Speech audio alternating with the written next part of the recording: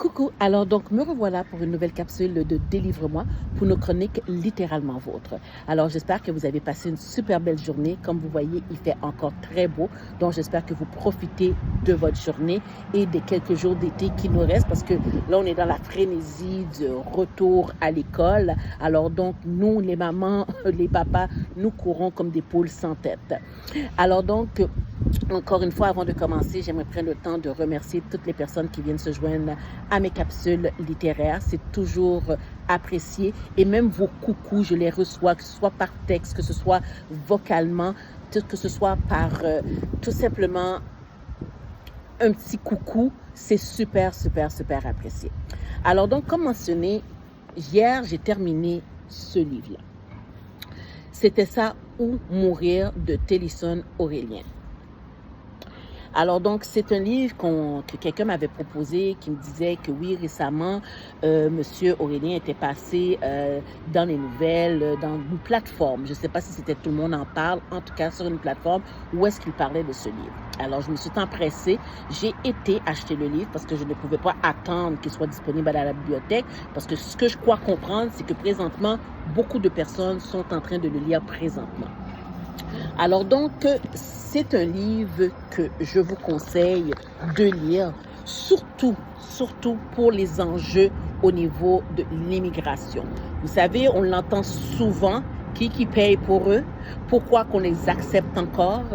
Donc, c'est un livre justement que vous devez prendre le temps de lire pour simplement réfléchir au dire que vous pouvez dire, parce que ça peut être très, très blessant pour la personne qui est en train de vivre une migration, la personne qui est en train de se perdre dans la foulée, la personne qui est en attente, la personne qui est dans un stress, la personne qui perd son identité complètement. Et lorsqu'on parle de perdre son identité, on ne parle pas juste de quitter un pays, mais c'est de quitter sa patrie, de quitter ses parents s'il reste encore des parents. C'est de simplement parfois même renier son nom, le nom donné à la naissance, parce que tout simplement, cette personne-là a le droit et veut aussi vivre dans toute une liberté sans quiétude. Alors donc, c'est l'histoire justement de Monsieur Jonas d'Orléans, donc qui quitte les rues de Carrefour-Feuille en Haïti après être criblé, son quartier criblé de balles, pris en feu. Alors donc, il décide de prendre la fuite. Il part avec en main seulement un slip avec un livre de recueil de René Despestre. Il part avec une brosse à dents et une photo de sa mère. À ce moment-là, donc, c'est une traversée dans le chemin du purgatoire. Je pourrais même pas dire l'enfer, quoique par moment, on a l'impression que l'enfer est présentement sur terre, mais il est dans un purgatoire, d'à savoir est-ce qu'il doit continuer pour vivre ou tout simplement attendre son temps et tout simplement mourir.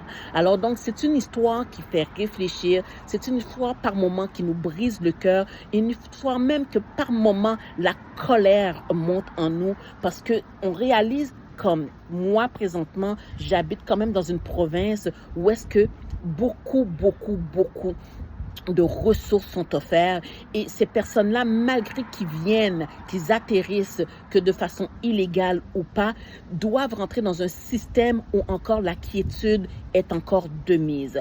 Pour les personnes, comme je vous dis, qui leur disent souvent, retournez dans votre pays, vous étiez mieux dans votre pays ou vous volez nos jobs.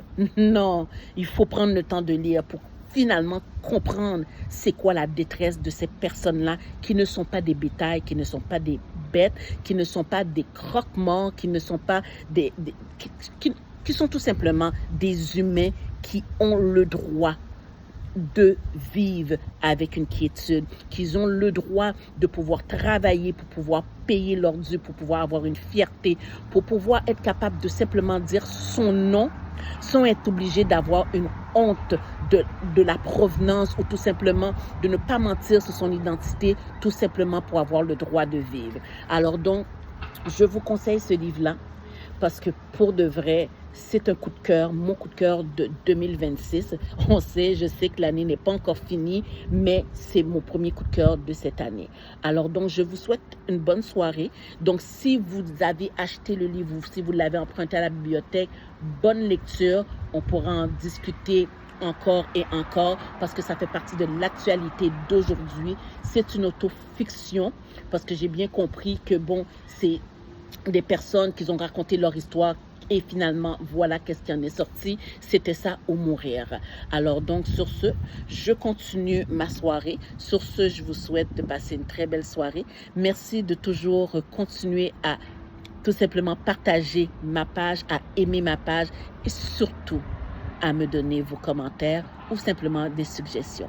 Alors, je vous laisse là-dessus. Bonne soirée. On se voit demain. Peut-être pas la même heure, peut-être pas le même endroit, mais on va sûrement se voir. Alors, bonne soirée. Bye bye.